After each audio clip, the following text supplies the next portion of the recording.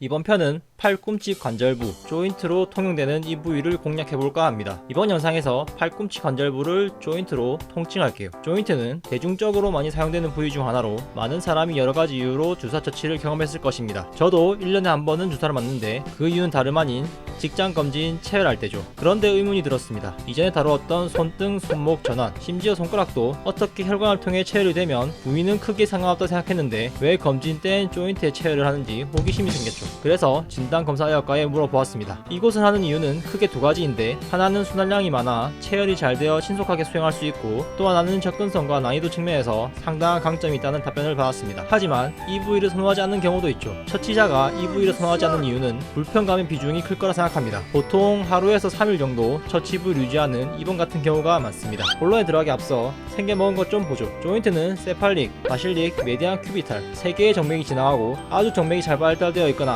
마른 체형이라면 좀처럼 경험하기 어려운 울라, 라디알, 브라키알 베인을 목격할 수도 있겠지만 극히 소수일 것이라 생각하며 대부분 세팔릭, 바실릭, 메디안 큐비탈 3가지 정맥을 대상으로 처치하게 됩니다. 이론상 놀랍게도 조인트는 6개의 정맥이 지나가는군요. 이러한 구조를 좋게 표현한다면 웬만해선 1개 이상의 굵고 좋은 베인을 촉지할 수 있어 처치의 접근성과 난이도 측면에 강점이 있다 할 수 있죠. 하지만 다르게 봤을 때 매우 복잡하기에 매우 신중하며 전문적인 처치가 필요하다는 것입니다. 사람마다 해부학적 구조는 상이하겠지만 이론적으로 나오는 모형은 이렇습니다. 말초 정맥은 피부층 피하지방에 위치해 있고 그 아래 동맥과 주요 신경이 분포해 있죠. 자세한 건 잠시 후 이어가기로 하고 처치를 진행해 봅시다. 이제 신중해야 할 때입니다. 눈으로 보는 것도 중요하지만 촉지가 더욱 중요하죠.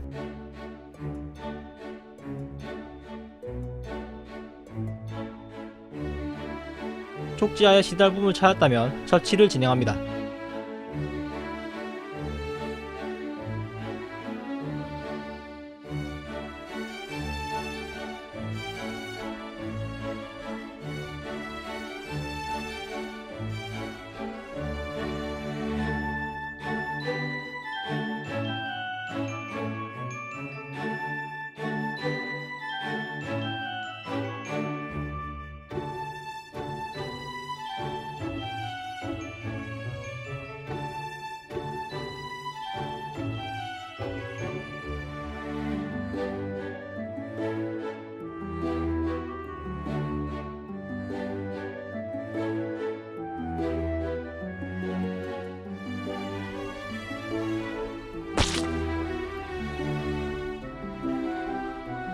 정맥에 성공적으로 진입했다면 스타일렛에 혈액이 역류할 것이고, 젤코를 혈관 내로 진입시키며 스타일렛을 제거했을 때도 이렇게 혈액이 역류할 거예요. 여기까지 성공적으로 했다면 수액 세트와 젤코를 연결하고 통증을 포함한 부작용은 없는지 확인 후 테이핑을 마무리해줍니다.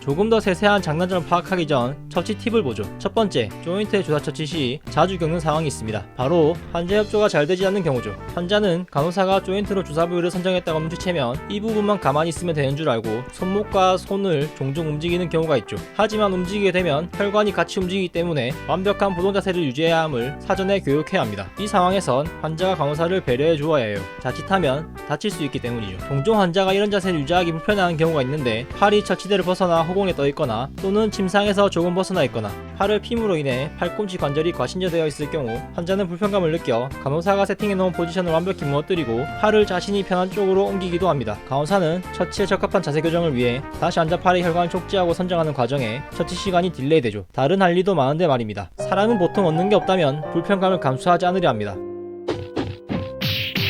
안전하고 신속하며 한 번의 주사를 성공하기 위해 환자가 감수한 불편감의 이점을 알려줄 필요가 있죠. 두 번째, 여기 혈관은 손등보다 평균적으로 굵고 피부층도 이전에 다루었던 손, 전환 내측보다 평균적으로 두껍기 때문에 이 점을 염두에 두고 바늘 진입 각도를 평소보다 높일 필요가 있습니다. 세 번째, 한 번씩 환자의 혈관 탄력이 너무 좋거나 잦은 처치로 딱딱해졌을 경우 혈관 같으면서 인대 같은 애매한 경우가 있고 팔꿈치를 완전히 신전시킨 상태에서 촉지가 잘 안되는 경우가 있죠. 솔루션은 간단해요. 이 방법은 간호사의 숙련도에 따라 찾아낼 수도 또는 못 찾을 수도 있습니다. 조인트 쪽 혈관 찾기 위해 우선 환자의 팔에 힘을 빼라 해주세요. 인대는 수축과 이 안으로 충분히 감별이 가능할 것이라 기대합니다. 힘을 뺐다면 팔꿈치를 접었다 폈다 하면서 동시에 촉지합니다. 어느 순간 정맥이 촉지될 것이고 팔을 접었다 폈다를 여러 각도로 진행해보며 팔을 펴도 촉지가 되는 각도 또는 처치할 주사침에 적합한 길이가 되는 자세를 확보한 후 진행해주세요. 정말 이렇게 높다 하면 과감히 포기하십시오. 보이지 않고 촉지도 안되는 곳에 모험심을 했다간 정말 자신의 커리어에 정말 큰일이 생길 수도 있습니다. 처치에서 팁은 이쯤 마무리하고 해당 부위의 장점을 보죠. 첫 번째, 낮은 처치 난이도. 조인트는 굵은 정맥이 많이 분포하고 있습니다. 정확한 해부학적 명칭으로는 안테큐비탈로 표현할 수 있는데 상당히 좁은 범위임에도 불구하고 여러 정맥 혈관이 지나가며 팔 어떤 부위보다 많죠. 웬만해선 하나 이상의 정맥 혈관을 여기저기 촉지 안 해도 여기 있다는 것을 대부분 바로 찾을 수 있습니다. 굵기도 평균적으로 보장되어 있기에 처치 난이도가 상당히 낮으며 접근성 또한 뛰어나다 평가할 수 있죠. 두 번째, 높은 혈류량. 손 끝까지 간 혈류가 손가락, 손, 손목, 전환을 타고 점점 모여 조인트로 모이기에 혈류량이 많습니다. 혈류량이 많은 이유로 그 혈류를 감당하기 위해 굵기도 정맥치고는 굵으며 혈류량 역시 많을 수밖에 없죠. 그렇기 때문에 체열도 빠른 시간 안에 할 수 있습니다. 또한 약제의 빠른 주입, 고농도 약물, 자극적 약물 주입 시 혈관 손상에 대한 이슈가 적습니다. 그런 이유로 수술이나 응급 상황 시 조인트 처치는 상당한 강점을 갖습니다. 혈류량이 많기에 평균적인 주입 속도 역시 손등, 손목, 전환에 비해 빠르며 약물들이 혈류에 빠르게 희석되어 앞서 언급한 약물 주입 시 발생할 수 있는 문제에 발생 빈도가 낮습니다. 만약 환자가 혈관통이 있다고 이야기한다면 굵은 말초 정맥을 찾아 처치하면 되고 그 선택지 중 하나가 조인트가 될 수 있겠습니다. 첫 번째, 불편감. 사람의 팔은 여러가지 일을 합니다. 매슬로우의 욕구 이론을 참고하면 인간의 기본 욕구 중 생리적 욕구인 식, 밥 먹을 때 불편하다는 이유를 자주 듣습니다. 물론 이가 없으면 잇몸으로 라는 말이 있듯 익숙하진 않지만 이런 흔치 않은 기회에 반대손을 이용해보는 것도 나쁘진 않죠. 하지만 익숙한 것을 잠시 내려놓고 산다는 건 확실히 불편한 것이면 틀림없습니다. 종종 조인트 처치 후 몇몇 환자가 당황스러운 행동을 보이는데 실제 많은 환자가 팔에 투명한 깁스를 한 것 마냥 부자연스러운 움직임을 보입니다. 이유는 통증이 생길 것 같아서, 움직이면 안 될 것 같아서죠. 주사침이 말랑하다는 것을 알려주고 움직여도 상관없다는 것을 알려주면 이내 잘 움직입니다. 하지만 격렬한 움직임, 오랜 시간 팔을 굽히고 있을 경우 발생할 수 있는 리스크에 대해서는 언지를 주는 것도 필요하죠. 환자도 최소한의 주의를 기울이면 일어날 수 있는 상황을 줄이며 알 수 없는 민원을 예방할 수 있을 거라 기대합니다. 움직일 시 개인의 민감도나 주사침의 굵기에 따라 불편감이 있거나 없을 수도 있는데 움직였을 때 불편감이나 통증이 있으면 부동을 유지할 수밖에 없고 아픈 걸 조금 감내하고 팔을 움직여 어떤 것을 수행해야 한다면 불편감이나 통증을 감당해야겠죠. 그것도 싫다 하면 전환의 주사 처치를 시도하는 새로운 모험을 떠나야 할 수도 있습니다. 물론 전환에 처치할 만한 주사 부위가 있다는 가정하에 말이죠. 혹자는 그럴 거면 왜 편한 곳에 안 하고 조인트에 한해 할 수 있는데 환자에게 불편감을 주기 위해서 그런 것은 아닐 겁니다. 여기에 처치해야 할 타당한 이유가 분명히 있었을 것입니다. 두 번째, 고령 또는 협조가 안 되는 환자일수록 수액 주입에 어려움이 있을 수 있습니다. 환자의 나이가 고령으로 갈수록 기억력은 점점 감소하죠. 물론 고령이어도 기억력이 좋고 잘 이행하는 환자도 있지만 기억력 감퇴와 노화의 상관관계는 이미 연구로 밝혀진 것들입니다. 협조가 잘 되는 경우는 조인트에 처치할 시 팔을 굽히고 있으면 수액이나 약물이 잘 안 들어가니 펴고 있어야 한다면 대부분 잘 펴고 있습니다. 하지만 그렇지 않은 환자의 경우 누워있을 때 손깍지를 끼고 배 위로 올리는 등 어떻게든 팔꿈치를 접고 있는 경우가 많았죠. 이 자세는 팔꿈치가 접히는 동시에 젤코 또는 혈관이 꺾여 원활한 약물 주입에 영향을 주게 됩니다. 보호자가 옆에 있을 경우 팔을 접고 있으면 수액이 안 들어가니 옆에서 이야기 좀 해달라 하면 다행이지만 환자 혼자일 경우 간호사가 평소보다 라운딩 횟수를 늘려야 할지도 모릅니다. 애초에 조인트에 하지 않으면 해결될 일이지만 그렇지 못한 경우를 앞서 언급했습니다. 세 번째, 신경 손상 이슈. 가장 화두가 되는 신경 손상에 관한 것입니다. 과기총에서 운영하는 사이언스 센터럴 저널에 게시된 한 논문을 보도록 하죠. 제주의과대학 마취통증의학과에서 진행했고 제목은 이렇습니다. 근육 및 정맥 주사로 인한 상지 신경 손상에 대한 내용을 담고 있죠. 손상 메커니즘은 바늘에 의한 외상, 주사제의 혈관의 누출로 신경 섬유 및 주변 조직의 독성 영향, 혈종 또는 부종 형성으로 인한 신경 압박이 있습니다. 여기서 두 개의 논문의 통계를 이용하는데 신경 손상에 관한 내용을 가져와 보았습니다. 대부분 조인트에 실시하는 헌혈에 관련된 조사입니다. 하나는 2003년 덴마크에서 실시한 조사를 2007년에 게시한 논문과 미국에서 해당 연도에 실시된 조사를 96년에 게시한 논문입니다. 토탈 약 300만 명의 헌혈자 데이터를 이용하였고 이 데이터 기반 헌혈 시 실시한 정맥주사의 신경손상 확률은 0.01에서 0.07%로 상당히 낮은 수치를 보였습니다. 이 통계 보완점은 헌혈자 인식과 진단 부족으로 누락된 건이 있을 가능성이 있다고 보고했죠. 헌혈에서 0.01%도 채되지 않는 아주 낮은 확률을 보이는 만큼 조인트 주사 처치에 있어 신경손상 위험은 다소 적은 편이지만 어디까지나 정맥주사를 기준으로 한 것이며 숙련되지 않은 처치자나 가이드라인에 따르지 않고 동맥천자 수준으로 깊이 찌른다면 그 처치자에겐 0.01%보다 압도적으로 높은 확률이 적용될 수도 있습니다.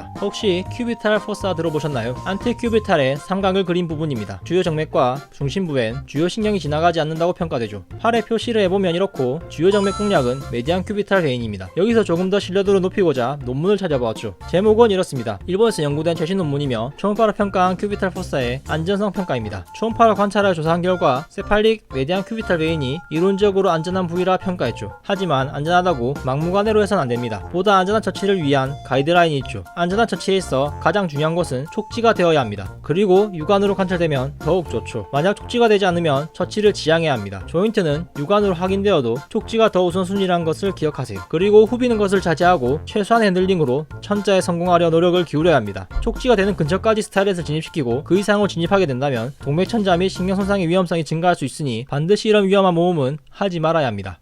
천장 안된다고 스타일레스 끝까지 집어넣는 행위는 결과적으로 위험성을 증가시킵니다. 아무리 논문에서 신경손상의 가능성이 낮다고 이야기했지만 정맥천자를 기준으로 평가한 것들이기에 정맥보다 깊은 처치에 있어선 확실히 신경 및 동맥손상의 위험도는 비약적으로 증가할 것입니다. 네 번째, 동맥천자의 위험성. 이 경우는 아주 마른 사람인 경우 발생할 수 있는 부분입니다. 병적으로 마르거나 고령의 환자를 처치할 때 그렇죠. 이론적으로는 조인트 부분에 많은 혈관이 지나가는데 근육을 포함해 주변 조직의 사이즈가 줄어 없어야 할 곳에 동맥이 있는 경우가 아주 드물게 있습니다. 제 초음파 영상을 참고하면 정맥 바로 아래에서 동맥이 보이듯 특정 상황이 만들어지면 제8도 동맥과 정맥이 비슷한 선상에 놓일지도 모르죠. 진짜 보기엔 정맥 같고 두께도 조인트인 만큼 굵을 것이기에 크게 의심하지 않습니다. 하지만 동맥과 정맥의 가장 큰 차이라면 바로 맥박의 유무를 확인해보면 단번에 확인해볼 수 있죠. 만약 확인 없이 그냥 처치했다가 정말 동맥이 처치했다면 수액 연결 후 클램프를 푸는 순간 혈액이 바로 수액줄로 역류해 끝까지 올라갈 가능성이 높죠. 이런 상황을 예방하려면 동맥의 해박적 위치를 충분히 파악해야 하며 가장 중요한 건 앞서 언급한 대로 선정한 처치 부위를 촉지해 맥박의 유무를 확인하는 것이죠. 하지만 무조건 맥박이 뛰는 부위를 피한다면 저처럼 정맥과 동맥이 같은 선상에 지나갈 경우 좋은 정맥 주사 부위를 포기하는 꼴이 될 수도 있습니다. 방법은 두 가지. 차선책이 있다면 다른 처치 부위를 선택한다. 조인트 아래 전환해 정맥을 촉지하여 해당 부위와 이어지는 정맥이 맞는지 평가한 뒤 처치를 시도한다. 이 정도 방법을 제안해드릴 수 있을 것 같네요. 어느 정도 경험이 쌓이면 이런 방법 없이도 정맥이 맞는지 아닌지 충분히 구분 가능할 겁니다. 다섯 번째, 굵은 혈관의 치명적인 함정. 조인트는 대부분 혈관 자체가 굵기 때문에 피부에 근접해 있지 않아도 촉지가 됩니다. 빙산의 일각이라는 말이 어울릴 만큼 촉지가 된다는 이유로 피부 바로 아래 정맥이 얕게 위치했을 것이다 라고 짐작하죠. 일부의 정보로 대부분을 평가하게 되는 함정에 빠지게 될지 모릅니다. 정말 그렇게 얕게 있으면 다행이지만 이런 혈관은 조금 더 깊이 있는 경우가 적지 않게 있죠. 손등편, 전완편을 보셨다면 피부 두께 차이를 보셨을 것입니다. 손등, 손목, 전완 순서로 피부 두께는 두꺼워졌죠. 정말 혈관이 굵어서 촉지가 잘 되는 것일 수도 있고 피부가 얇아서 촉지되는 것일 수도 있습니다. 육안으로 모든 것을 확인하면 좋겠지만 피부에 드러난 정맥은 전체의 30-40%밖에 되지 않을까 제 개인적으로 생각합니다. 정리하면 조인트 부분은 나름 혈관이 피부층 깊이 있어도 혈관 자체가 굵기 때문에 처치자로 하여금 얕게 있다는 착각을 불러일으킵니다. 그렇기 때문에 손등이나 전완 내측같이 피부층이 얇은 부위를 할 때 각도를 0에 가깝게 하는 수준으로 조인트 부분을 처치하게 된다면 애꿎은 피부층만 헤집으며 정맥 근처엔 가지도 못할 수 있다는 것이죠. 그래서 이 점을 염두에 두고 어느 정도 각도를 형성하고 천자를 시도하는 것이 도움됩니다.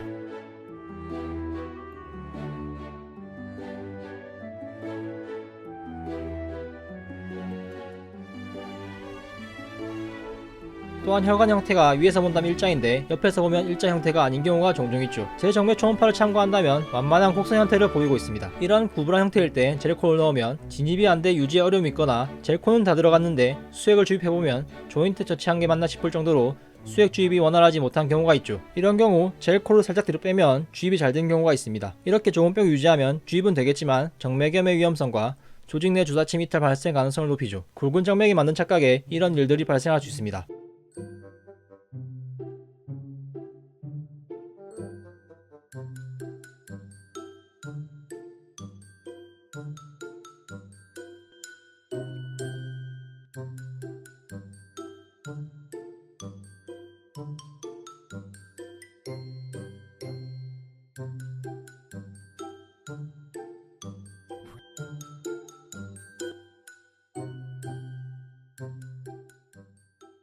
장단점을 끝으로 이번 영상은 조인트에 대해 알아보았는데, 확실히 이 부위는 환자의 편의 측면에선 거리가 먼 부위입니다. 하지만 접근성, 약물 투여 측면에서 본다면 상당한 강점이 있죠. 응급 상황 및 중증도 높은 환자의 경우 환자의 편의는 우선순위에서 밀리게 됩니다. 그 상황에선 편의를 포기한 것보다 조인트에 처치해서 얻는 이점이 더욱 우선순위에 있기 때문이죠. 우리 간호사를 포함한 정맥주사에 처치하는 의료진들은 여러 유형의 환자를 만나며 여러 딜레마를 경험하게 됩니다. 저의 정맥주사 시리즈로 부위별 장단점을 파악한 후 만나게 되는 환자에게 어떤 처치가 이상적일지 적절한 지식과 창의력을 발휘해 의료 서비스를 제공하길 바랍니다. 영상 내용이 좋았다면 좋아요를 눌러주시고 다음 영상은 구독과 알림 설정으로 만나보실 수 있습니다. 긴 영상 시청해주셔서 감사합니다.